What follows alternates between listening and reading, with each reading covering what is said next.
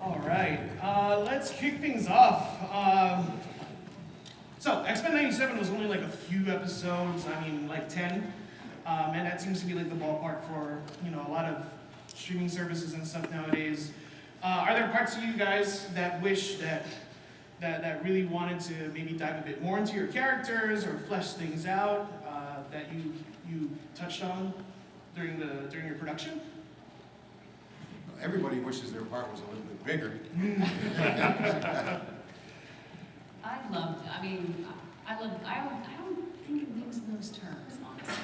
I love this team. I think they're brilliant. The cool thing is they all grew up watching the show, and, or most of them did. And I would not begin to presume to know any better than they do about anything. I'm thrilled with what we got. So it sounds like there's a difference in working with people that like have a clear love for the production rather than like people who are just like, all right, guys, we need to get this up, that kind of thing. Jennifer, I read your interview where you took the time to discover the voices between Jean, Madeline, and the Goblin Queen, and then George, you found the Beast's voice like back in the '90s, and then you've had to bring it back for '97 and beyond. Like, what are both of your processes for finding these unique voices of your characters? And throughout your careers, has there been a role or character that has been a little bit more elusive to discover? Well, my process always starts with the writing. I always start with what the team needs, because again, they came up with this, I did not. So for this particular project, they brought me Catherine's original performance, which was wonderful. And that was our starting point. And then I combined that with the vision of the team.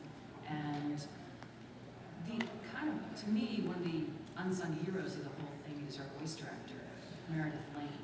She guides us, she keeps us, exactly where we need to be. And because of her, for example, like episode 3, when it's Jean talking to Madeline, becoming the Goblin Queen, it's 3 different distinct versions of the same person. I could drop in and let it rip, knowing that Meredith is there to go, whoa, you're off voice right now. You lost it, let's go back and pick that up. So I can go hog wild, knowing she's got my back.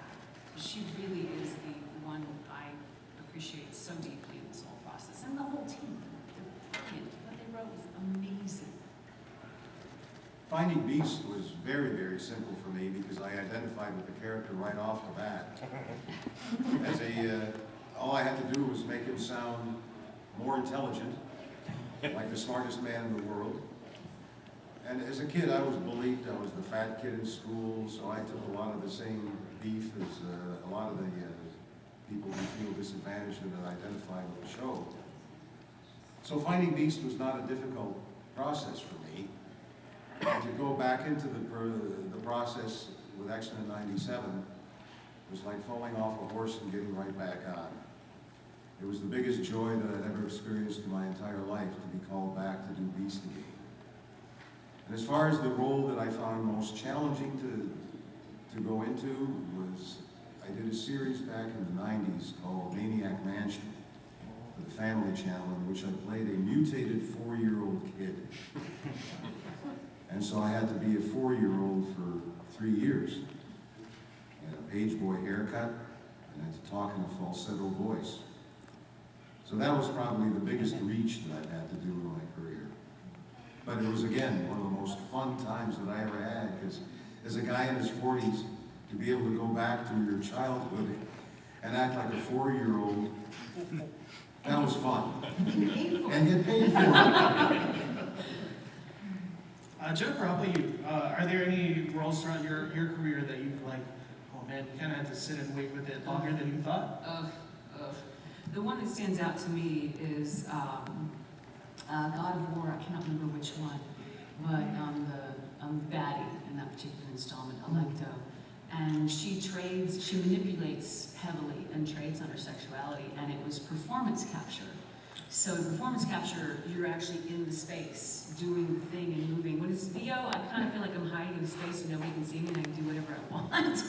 But in performance capture, you're literally in a sound stage, and they call it the volume, with like, I don't know, 100 cameras around and everybody's there. And it's like, oh, it was mortifying to seduce T.C. Carson who was the original Kratos. And the great thing is TC is, 5'10", whatever TC is, and Kratos is 7 feet tall. So I'm actually seducing a tennis ball on a stick above TC's head while doing this whole thing. But it was all made better by the fact that when you're doing PCAP, they're actually generating the character right then as, they're the sort of first draft of it, if you will. I don't know enough about the technical process, so I may be getting this wrong, but it was super cool because the way the monitor was positioned, I could see Alecto and the way she moved and everything in her actual rendered self. When I would move, she would move.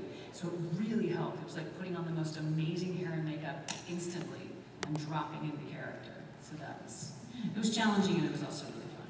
Nice.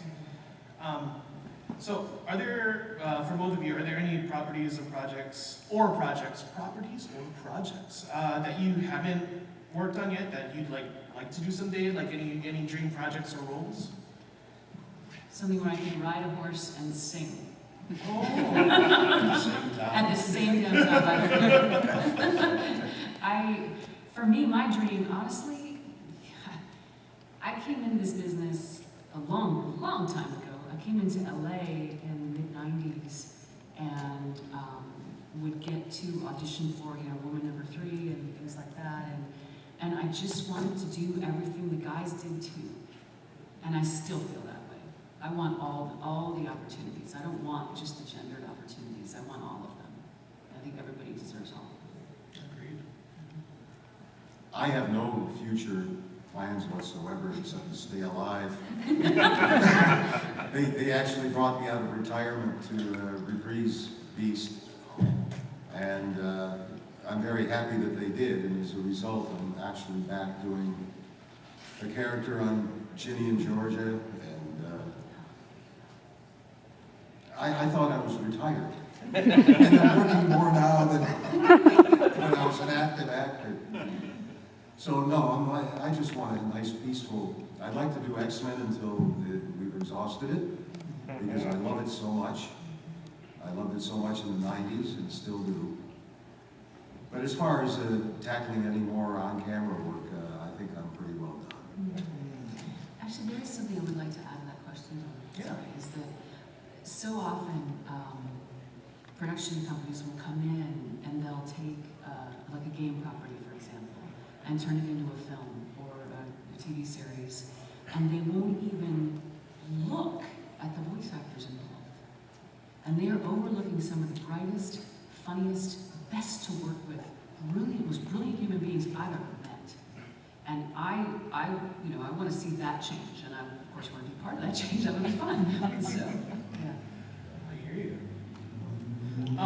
So within your guys' breadth of work, and I know, having just said that you're kind of like getting let out of retirement, George, are there certain genres or role types you guys enjoy and prefer and relish in over others?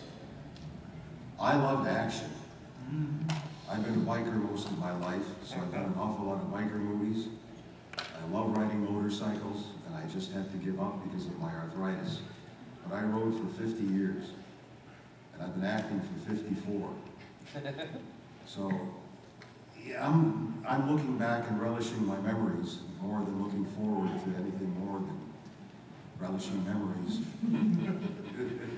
I got caught up in George's answer and forgot the question. So within your career and breadth of work, were there certain genres or role types that you sort of enjoyed and relished over others? A quote from Rob Paulson comes to mind here. Maybe you know Rob Paulson, which is my next one. That's what calls to me. No, I feel so lucky to be in this career. I really do. I love it so much. You get paid to pretend. It's great. All the stuff we did as a kid in the backyard, pretending we were rescuing damsels from the fire and stuff like that. This is what acting is all about, is being able to pretend and entertain people who are watching you pretend. You know, and for anybody out there, is anybody out there interested in this as a career? Things? Yeah. Yeah, for you guys, I would say, George is exactly right. It is pretending. It's dropping back into that kid self. And one thing that I learned is that when you make this your job, your profession, you actually become two people.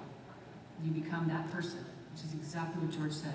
And you're also an entrepreneur running a business. I, with my sister, created a site called acting.skillset.life that is specifically to help actors not just learn their craft, but build a business and make this a viable thing if that's what you want. And we have spaces for play too, but don't overlook the business side of things. Don't overlook that. Because when you do your adulting, then the kid in you gets to play. Yeah. And the best place to start is live theater. That's where I got my start, and where a lot of the people who are in the business for a long time. Theater will always grab you and make you want to come back to it. Because there's nothing like the feeling of a live audience and being able to get your instant gratification and your instant response. And that is what hooks people into acting. But the first play that I ever did was Oliver.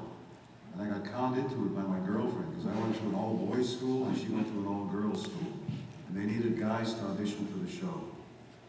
So I went there and I auditioned for Mr. Bumble. I got the part, and the minute I stepped out on stage and got my first round of applause and my first laugh, I said, this is for me. This is what I want to do. Isn't that so funny? For me, when I stepped into a voiceover booth, that's the first place I felt really safe and comfortable. In front of people, I was like, you know, I've overcome that clearly. But I didn't even get into voice until about 5 or 6 years into my career. I started, when I was in high school, I got my first voice acting job just by accident. And I was like, okay, that works. I was doing a play, and one of the other guys was doing a lot of the voice work. He said, you've got a good voice. And he said, you should do VO. So he introduced me to some casting agents, and that's what started my voiceover career. No, your talent is what started it. That meeting opened the door, but your talent is always there. Okay, Yeah. that opened the door. Yeah. So speaking of voice acting, because there's a smattering, I know a lot of the business has changed and remained the same at the same time since you guys have first started. Do you recommend traveling to like traveling to LA or like No. other hubs? No. Okay, I'm gonna go back to my site again. All right, to this acting.skillset.life is just one example Yeah. of the many places you can train online. I mean, it's in the pandemic, because I think I got my first job since 1982, maybe 84 or something like that. In the pandemic, things shifted radically, but they were already changing. I mean, it was in the 2000s, I would say, mid to late, sometime, maybe around 2010, when it shifted to, we were mostly auditioning from home all the time. And then people had home studios. And now you can, I do all my work from Vancouver Island, BC. Every bit of it. I don't go anywhere. I love it that way. And we have members on the site.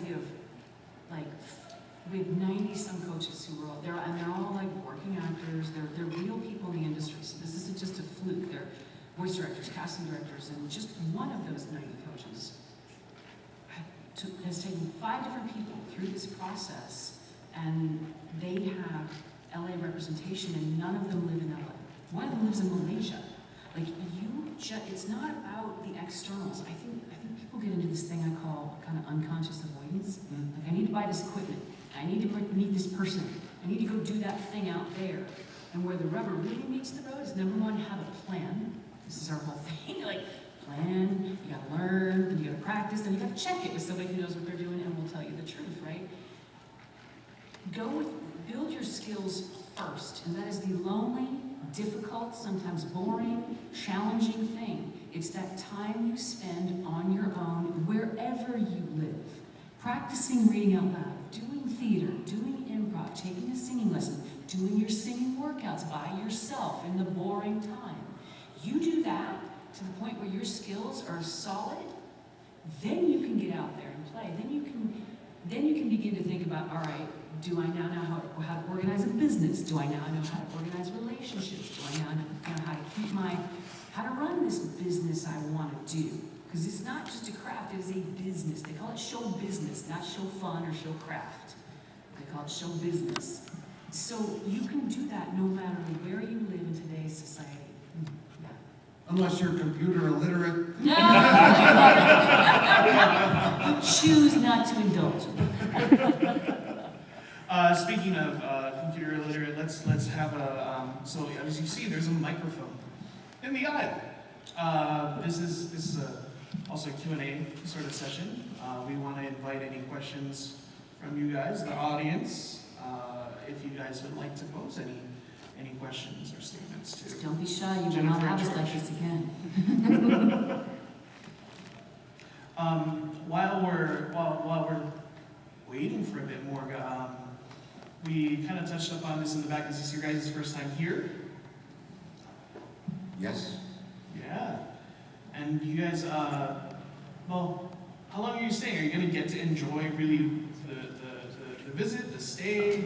I got here in the beginning of the week, Nice. and I've been playing tourist ever since, and I'm staying until the middle of the following week. I'm lucky. I've been here a few times. I've been to Oahu. I think this is the second time, and both times for this convention. And but I've been lucky enough to go to some of the other islands as well. I have friends who live on the Big Island, and I've seen them a couple times. And yeah, I love it here. We're here for we're gonna scoot around and see different things between now and Monday. I have to get home. I have a ton going on. I'm going to come to go to the day after I get back. Where you going? London. Ooh, Ontario? Yeah, London, Ontario. No, already done London. Got stranded in Germany because I missed the flight home. Oh, shoot. Well, I think that requires you stay a few days and really get to know where you've been. That's right. Yeah. Hi, we have a question. What's your name? I'm Josh. My question is for Jennifer, and I know you might not be able to answer it because of various NDAs you might be under. One of the things I noticed with the new X-Men 97 series is they've been putting in little hints of Spider-Man and Spider-Man characters. I know he's had a couple of Easter eggs. And I know in the 90s, you were working on Spider-Man the animated series as Felicia Hardy. And I've heard rumors that might be the next series that they want to bring back. If they do, I would be there with bells on. I would be there all day. Parker, I can still do this, and I'd love to. It was amazing. I would love that so much. Yeah, apparently I was watching a video, and it looks like, I don't keep up on the business side of these things, but I believe Kevin Feige said they had acquired this sort of Fox Saturday morning catalog that had all those shows. And if that's the case, I so hope I get another shot to play with Felicia, because that was so much fun. Yeah. especially since now you've done both Madeline Pryor and Jean Grey. I mean, Felicia already had a little bit of that split too when she turns into Black Cat. She does indeed. But she's aware. She knows what she's doing. Every step of the way. Yeah. Thank you. Thank you. You have a great voice. Yes, you do, actually. Yes. Thanks. I'm kind of actually getting over a cold right now. Have a good weekend. Yeah, the mic is open. Otherwise, oh yes, feel free. No, come on. Yeah. We've got this.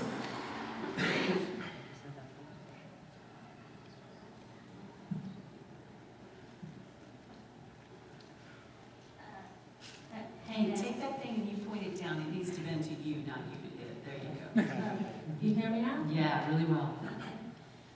So, I watched you on X-Men and I love both of your performance. So, I wanted to ask, what was your favorite part, voice acting, or just being there throughout the whole thing? Or can you just, like, not decide? George, I want to know what your favorite part was. Of the X-Men 97? Ripping the guts out of the Sentinel. Understandable. Super fun. My favorite has to be episode 3. I mean, how many times are you going to get an episode like that where you get to be you, your clone, and then your clone goes evil, and then you and your clone battle it out. And, spoiler alert, you have to give up your child. Like, it's an actor's, like, buffet of things to do. It's a blast. There was a lot to play there. Oh my God, it was so fun. I know, it was It insane. was wrenching, but it was so good. It was just, boy, yeah, they were grateful for that experience, you know? Thank you. Thank you so much. Have a good weekend.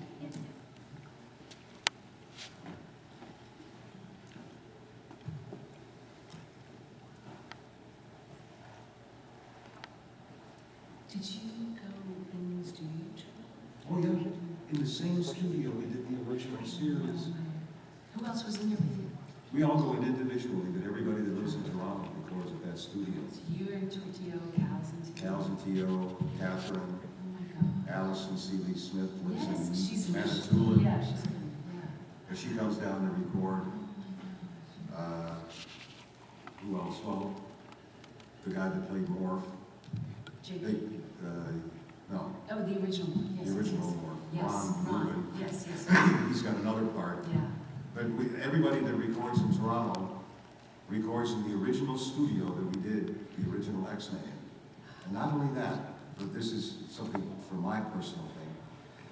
When I moved to Canada in 1974, I rented a house that was on the very same site that the studio we're recording X-Men is on. They tore the house down, No way. but it's the same address. So whenever I go in to record, Huh. it's like I'm in my old kitchen. So it's one of those mind-blowing experiences where the world is united in this one spot That's your hotspot right there. where all my memories originated. Hi, my name's Elle, and I was wondering if you guys watch the shows when you're done recording, because I know I've spoken to other voice actors and they're like, they rewatch the shows when they're done because they only really see the scenes that they're in, and so it doesn't really piece together fully.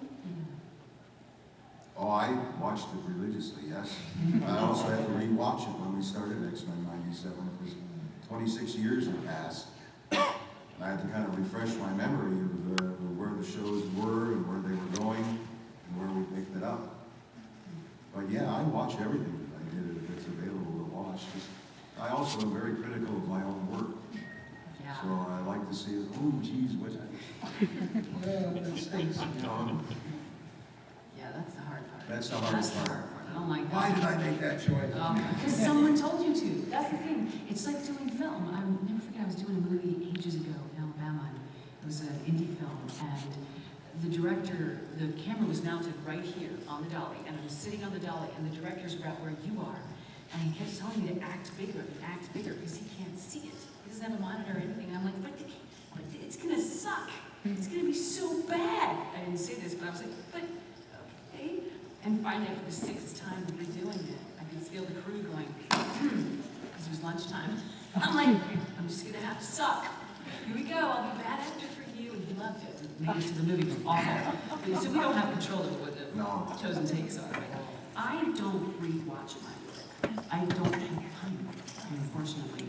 I was so excited, I almost didn't go to the premiere, because I didn't realize it was the premiere. It was, you know, the way they let us know I about it. didn't know either because it was far.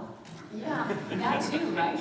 And but then I got a call that changed things, and I ended up at the premiere, and I was so happy I did, because to see those first 3 episodes together, I was like, wow, that was really cool. Especially number 3, that came together really well. Wow, okay, that's what it looks like. And sometimes, if there's something I need to learn for the craft, like if I need to see, like for example, in a game, how a cutscene fits into the gameplay, etc., then I will watch it. Or if there's a through line that I need to be up to date on before I go into a new session, then I'll make it. But it's super purposeful. I don't have a lot of time to sit around and watch anything, so yeah. Yeah. Thanks for your question.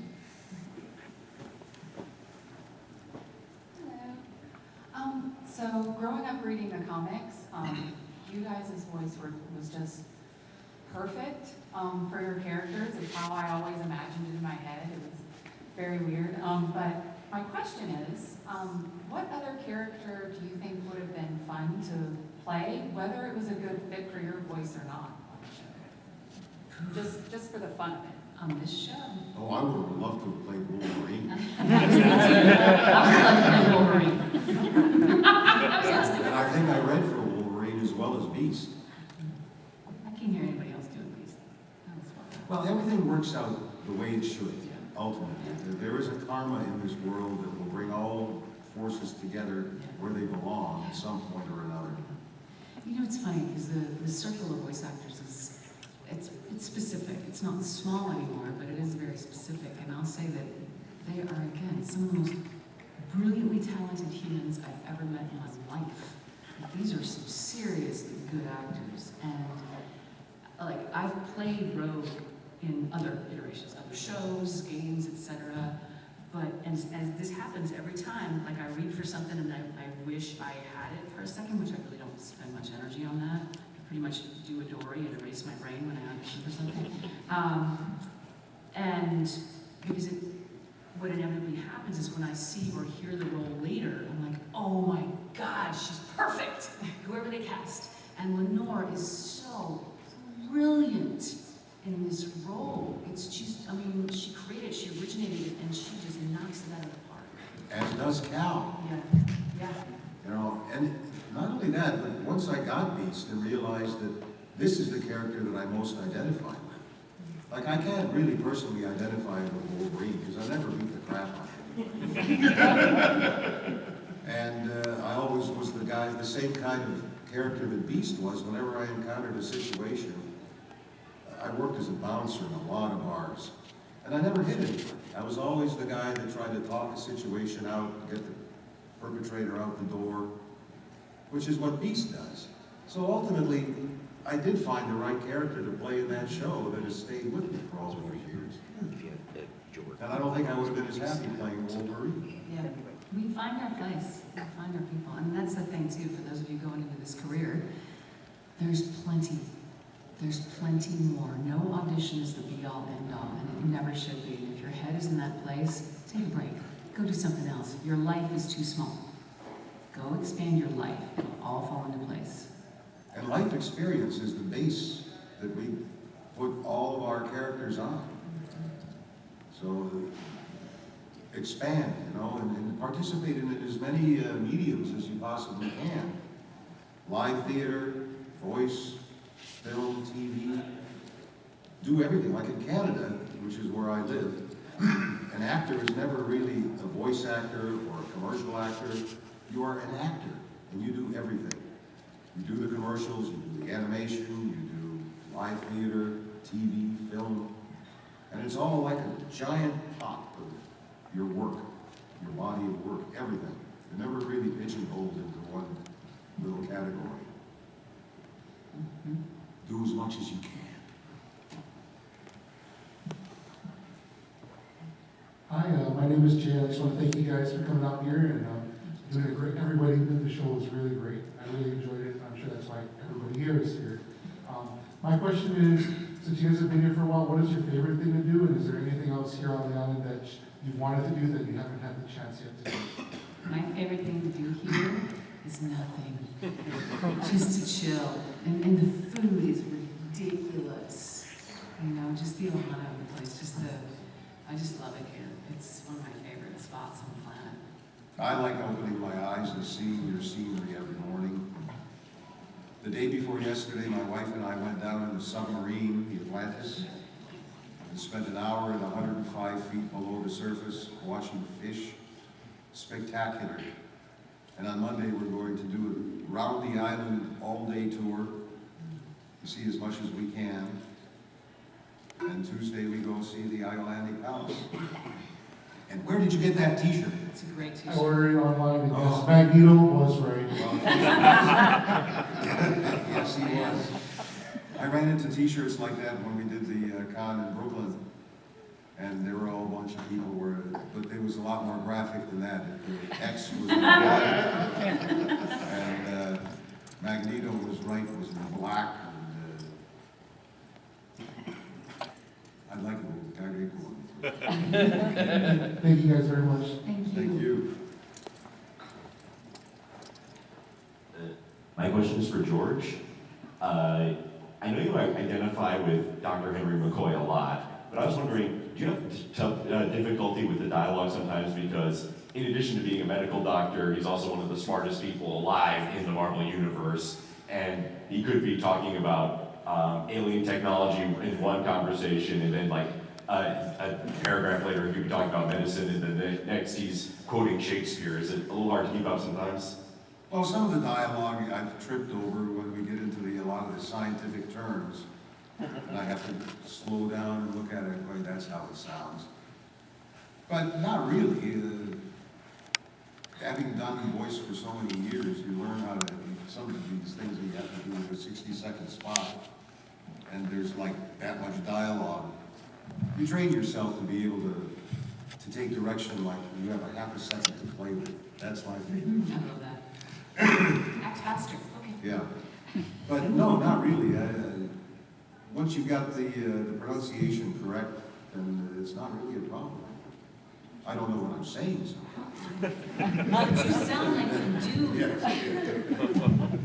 Well, I mean, you're literally talking about like technology that's made by aliens in like the M5 galaxy by the Shi'ar Empire, which obviously doesn't exist. So, How do you know? That's right. fair enough. Realize we could be an experiment that was Indeed. brought to this planet by aliens. You know, we can only perceive 4% of matter. Oh. Thank you. Speaking of pronunciation, I want to save you before you go to the palace. Pronounce it Iolani. Iolani. Yeah. Hawaiian language shares a lot in common with the vocabulary and phonetics of Japanese. Really? Yeah. So if you look at our street signs and you think, oh, how would someone Japanese pronounce that? They're exactly the same. A-U-A-O. Yeah. So is that language connected to? It's not connected, but it's definite. I think it must be some sort of like Pacific sort of islander sort of. I'm sure there's some way back because it's all like island navigated, right? Well, Yeah. probably like, I'm Hungarian by birth. And travel. We've had, Hungary was occupied by the Turks Mm. for over 150 years, so a lot of our words now are Turkish. So I suppose the interaction between the various cultures and things would put words from that and pronunciations together. To some degree, there is. We have the thing called pidgin, and it's all the Creole, right? All the sort of cultures. Speaking of pidgin, what do you? So we were talking about Jennifer. You're like, oh yeah, there's not a lot of time. Coming out of and because the pandemic has affected us in very different ways. Right now, for fun, like when you guys do have alone time at home or time to yourselves. What do you find like as hobbies, as sort of like self-care for you? I'm like, a long time, what is that? You know? I'm a full-time single mom with a high schooler and a new high schooler and running a company or creating a company and working in VO. But when I have a minute, one thing I do actually the first hour of my day, the rule for me, and it's not always, doesn't always get to happen, but the general rule for me is that hour is my body and my mind.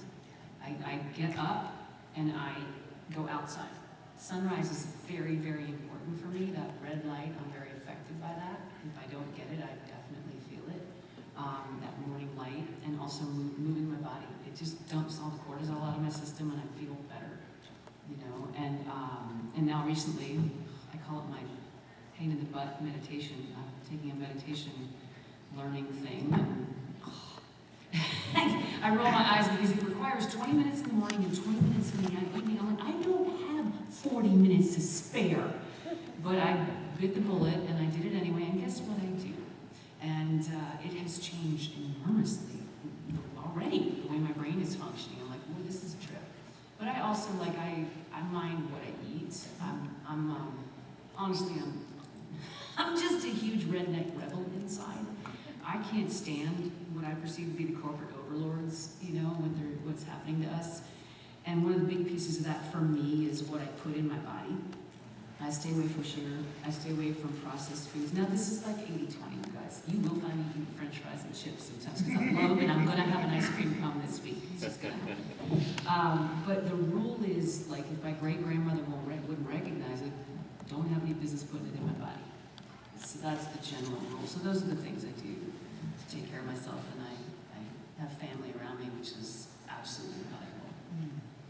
I do giant jigsaw puzzles and the New York Times crossword puzzles all day long. And I have 11 grandchildren. 5 will live with me, so I spend as much time with them as I can. And that's how I get by now. George's living my dream. It's my dream. I love it. I just love it. I love being grandpa. One day you'll get it. How many of you have kids? How many of you have kids? Wow. That's not very That's many. not many. Oh, I know, because everybody with kids is home with their kids right now. They're out doing sports and stuff because school started.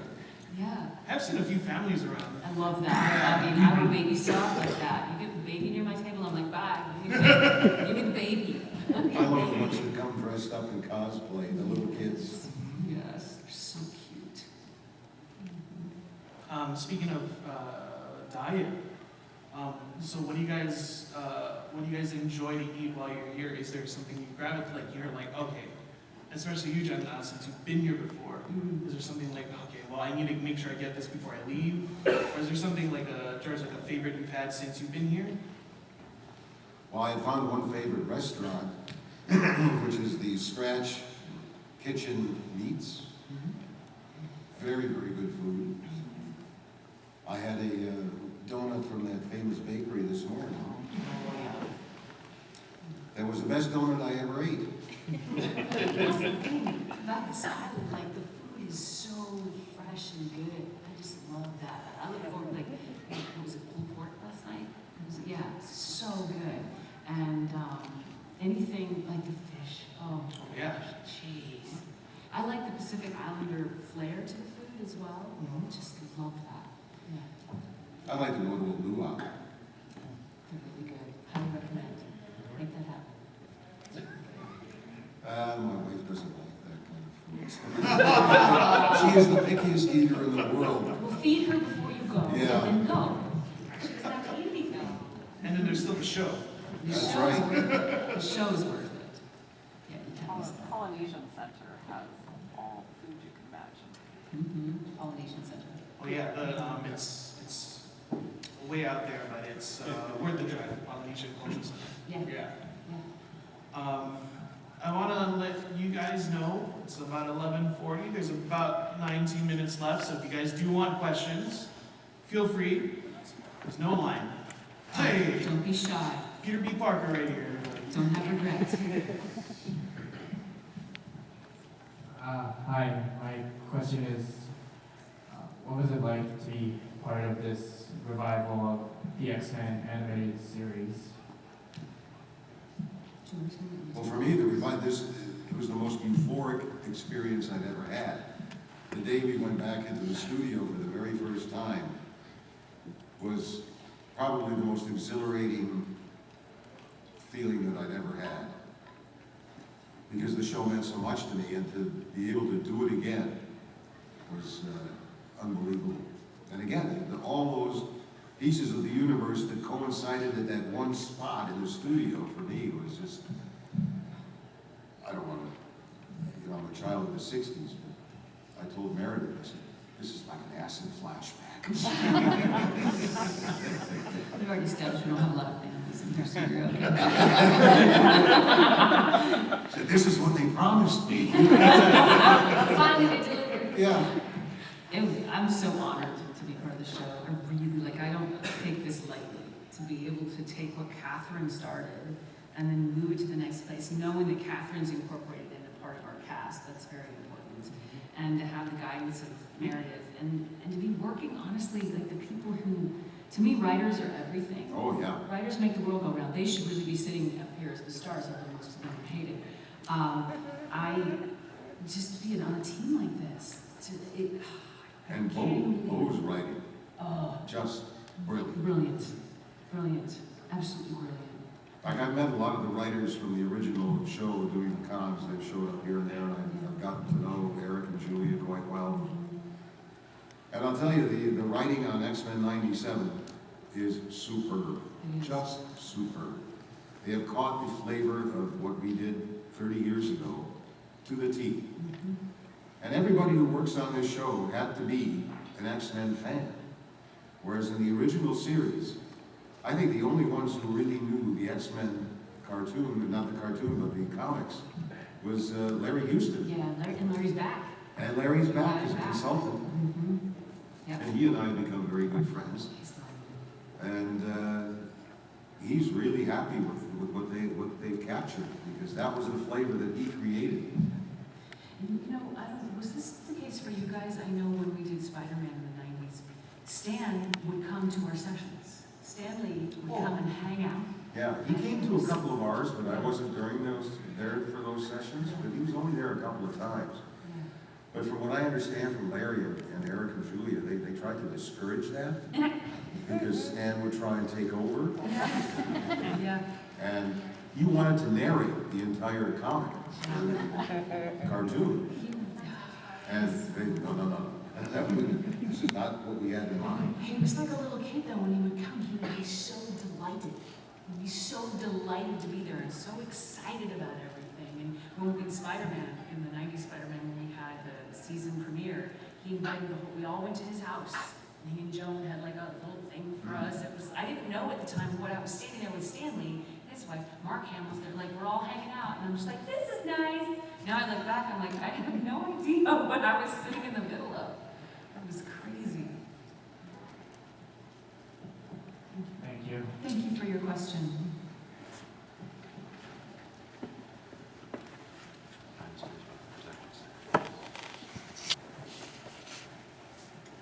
I was just wondering, when you're in the studio and you're recording, I know that different studios do things in slightly different ways. I know some studios will have they'll have maybe the rough concept art up so you can get an idea of what's going on, or you just have to do like theater of the mind kind of thing. Some people are in individual booths. Sometimes you're in the same room with the entire cast and you can work off them.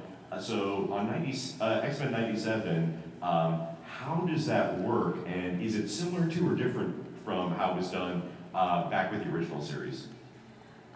Well, not having been on the original record, I can speak to how we recorded the Marvel shows in the 90s. Spider-Man, we would all go in, it was like a radio play. And we would all honestly sit in the lobby. And the way Tony ran our sessions, we would come in groups. Like it's, okay, the scene with the 5 of you, or the scene with the 3 of you, okay, come on in. Sometimes though, we would all sit in there for the Screen Actors Guild sessions are 4 hours. So we would all be in the room for the whole time, which is a real burden on the voice director because you've got basically a kindergarten class in there you have to keep in line and ready to go. While you're taking all this input from producers and writers, et cetera, in the room with you and talking to the engineer, then you gotta get your kindergartners in line and get them, so that's a big job. But in this one, it being post-pandemic, a lot of us in the pandemic left Los Angeles if it really wasn't our dream lifestyle. Many of us did. And so we recorded remotely. Some people would go into the studio if they lived in LA. So I would either record individually from my home with just me, just doing my scenes and my lines, or Ray and I would record at the same time, which was really great to work off of Ray and do that playing back and forth. And again, Meredith Lane, when you don't have the other actor there, for me, I don't like working one line at a time. I come from a classically trained background, theater background. I like doing a scene, I don't like just doing a line reading, I don't like it. And so Meredith will read in with you and do the whole scene with you. It makes a tremendous difference, it's really nice. On the original X-Men, we did do just like radio drama. We were all in the studio together, but because the technology was not what it is today, they had to turn everybody's mic off when somebody spoke. So the whole premise of it being spontaneous and playing off of each other's dialogue was defeated by the time it took to turn everybody's mic off, turn this mic on. So after season 1, we all went in individually. Because, well, Saban was very cost-conscious. Oh, Saban was that's a production company. And that's one thing I think I forget to even address this in animation, which is if we were all doing a scene together, we would always have to have what they call blade room between each other's lines, which is a leftover from when they actually cut the tape with a razor blade to edit it together.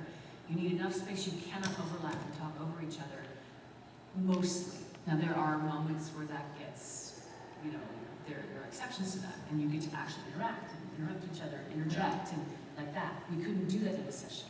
I'd have to come to the end of my word, George would have to say his yeah separately in the clean, as they call it. Then I continue my line as if I'd just been interrupted. It's a really funky, artificial thing. That and we don't always work off paper. in animation anymore, but when we used to work on paper scripts, how you turn your page is critical. Because if you turn that page, like, turn your page right now. You That'll hear bust a tape. That sound right I there, would lay out that'll kill it. 6 pages on my That's a thing. Do you music like high stand. too? Like, how Full many could you pages get on the over the stage? side. And Right? But it can't fall because then you'll screw No, up the tape. and then you, yeah, Yeah, and what you wear matters in that room. Like take off all jewelry. and this like this Clear is a pockets. cotton, no nylon, No. like I've had to do sessions like this because I wore the wrong shirt. And I talk with my hands, you can't.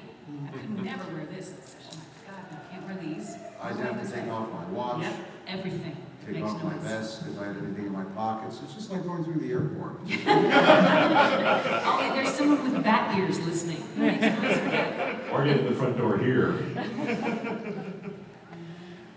It's a very specific thing. I was doing a show, I don't even remember when, with Andre Benjamin. He's half of Outcast, or he was half of Outcast. And he'd never done animation before. He walks in and you know, I've already established I'm very bossy. And so everybody else is like, oh, and I'm like, hey! He's like, hi! And he gets up and he's got his scripts, and I can clearly see he's knowing it. Nobody has shown him how to turn pages. And he's gonna bust a tape 6 or 7 times, and nobody's gonna tell him why. Everybody's gonna be tiptoeing around, and I was like, I don't have time for this. So I was just like, hey, did anybody show you how to turn pages yet? And he's like, no. I'm like, it's a thing. He's like, really? I'm like, yeah, let me show you. So, you know, there's all these little nuances. They never made those music stands big enough. I got one. There's one at one studio in LA that is this wide. We've recorded Totally Spies there a bunch of times, and it was like, oh man, I could get like 2 peaches on this one. Yeah. Really fun. So you're used to seeing like just music stands, like I picture a music stand like whenever I have to like do a choral thing or something like. Just the metal ones. Just the- like that. yeah, the Just standard- normal ones. Yeah. Yeah, but they also, these have typically a piece of thin foam or cardboard or fabric over them because the stand, this Yes. metal rings, Right. the voice will ring off of it. Even off your voice. Yeah, yeah, and you have to have carpet over top of it. At home, I have basically it's essentially a bookcase, a narrow bookcase between my monitor and where my mic is, and I have a blanket over top of it because I've never gone to get an actual pad cut. But yeah, if you leave that thing raw, my voice will bounce, and I have sliding glass doors that go into my booth, and I have just cheap Amazon velvet curtains hanging over them because some roles you actually want a little brightness, so I'll slide them back. But if it's a loud character with a lot of volume and intensity to it, the voice will ring off of those. So I just slide the curtain closed so that it doesn't ring. And I have guitars in the room, and they wear what I call the warm socks of silence, which are just socks that have tied around the strings and shoved into the hole so that they just wrap around and shoved in, because those strings will ring off your voice. You can't have that. Yeah. Yeah. Details. Thank you. Thank you. We got the 10-minute sign, so we're gonna we have maybe like 1 or 2 questions left. Last chance. Okay. Yes. Last chance. Only your dreams be dreams. Yes, there you go. It's me again. So one last thing I want to ask is other than Jean and Beast, obviously the characters you voiced, are there any other characters in this series that you would consider your favorite in any way? Goblin Queen. What? It's fun to be bad. It's fun to say everything you ever wanted to say and to beat up on people and just, yeah, so much fun. No filter. I love characters with no filter. It's a blast. I don't think I'd like to play anything else. If I have a chance to play one of the bad guys, I would have loved Mr. Sinister. But then Chris Britton is a very good friend of mine, and he does a fabulous job. So again, everybody got the part that they really should have got. And no matter what you think that you wanted, you're where you belong. I'm into that. I need a t-shirt. You are where you belong. Some people could read that the wrong way. Oh, indeed, right? Right. Thank you. I know you probably can't talk because it's a production, but as X-Men, would you guys consider yourselves like, now that you guys have gotten back in, do you know enough about X-Men to like look forward to anything or like hope for anything in the future? Like any storylines, characters that they haven't even tapped yet? We have no idea where they're going to go. They don't tell us. We don't see the script until just before we record. And we have no idea what is to come. Find the secret to a happy life is keep your expectations low. I'd be delighted with whatever happens. Yeah, That's fair. I'm not in charge, you know? Like, that's the funny thing, like, we're out in front like this. Like, you guys see us on panels and stuff, but we're hired guns, really. I think we're an important part of the team, but we're not running that team. and we're not in the writing booth. That's Yeah. the important part of the team right there. That's the people who create the stories, and all we do is say their words. Yeah, and the production side, I'm always grateful to everybody who sort of makes everything run, because without anybody on this crew, we don't have a show. They're so important. I want to shout out every single one of them. Jen, you mentioned sunrises. Mm. Have you gotten out to the east side yet? Really? Not yet. I'm very much looking forward to that. We're going to go north, I think, Nice. in a day or so, and hopefully I get to see it then. Can't wait. Yeah, there's something cool about when the world wakes up. I agree. And I think that it is, we're here, we've sort of like found a new sort of environment, a new sort of like climate to be in for animation, for movies, properties, and all of these things.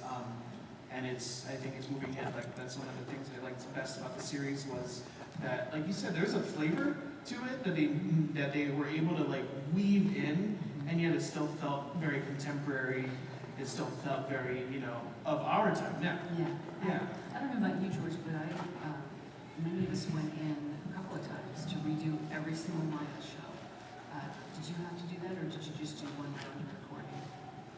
We redid the odd episode Yeah. from season 1, Yeah. but not everyone, no. I did every single thing again. Because we did a couple episodes, but I would say a few episodes. And we really, what they asked for was the 90s style acting, which is a little bit more recent, because acting is always evolving, right? It's always evolving, based on culture, based on craft, based on all of it. And we did that 90s style acting, which is super presentational in some aspects. And they went back and they're like, yeah, I don't know if that's going to fly with a 2024 audience. So we wove in more modern acting, just approaches when I went back in. And I love the marriage of the two styles that we came up with. I really like that. We're closing in on the last precious minutes of our time. Is there anything you guys would like to plug for yourselves or for the weekend? Do you? George? I have nothing to plug. I have nothing but gratitude to all you people who are fans of the show, who are watching the show, and who are responsible for us having come back. So my eternal gratitude, my thanks to each and every one of you for being fans, for supporting our careers, and for being here today. Thank you all. Yes, I feel the same way. So much so. Without you, we wouldn't have careers, and we wouldn't have X-Men 97. We don't get to do this without you. I feel the No. same. You're as much a part of this show as we are. Yeah, I'm kind of in a place of, I guess you'd call it giving back to the community. So the one thing I will plug is a resource for anybody who wants this craft, and it is acting.skillset.life. There's so many places out there to learn. There are a lot of them, but there are also a lot of places where you can fall down a rabbit hole and waste time and money. And I think that's sad because sometimes it throws people completely off the path. And I'm really happy that, my sister and our partner Bill and I have created a resource that you can trust. And we solve that problem of I don't know what to do next. It's there. So if that's what you're looking for, that's where you'll find me most of the time. As George said, thank you guys so much. Because without you, we don't get to do this. And because of you, we get to do this. And thank you. And for people who are interested in getting into this field, beware that there are an awful lot of scammers out there who will try and do nothing but take your money and fool you into thinking that they can advance your career and do things for you, and that they create these fake agencies that will never get you work, that will never advance you anywhere, that will constantly try and keep you spending your money on buying things like promos and demos and pictures and all this other stuff. Beware. Yeah, you know, we have a Skills Hub About Life YouTube channel. There's a bunch of free videos on there, and one of them is about that. It's about when to make your demo, the order of things, and a lot of ways to save you time, money, and trouble. Please don't learn from my road rash. Have a good time. Well, on that note, guys, this is Jennifer L. and this is George Buza. Let's give a warm rounding resounding mahalo.